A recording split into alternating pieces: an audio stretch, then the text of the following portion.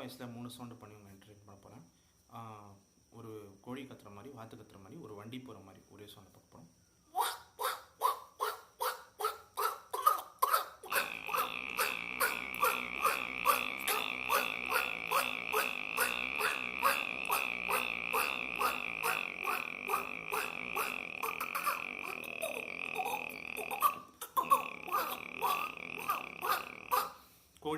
கோழி கத்துற மாதிரி இப்போ கோழி நார்மலாக கத்துனா அப்படி இருக்கும்.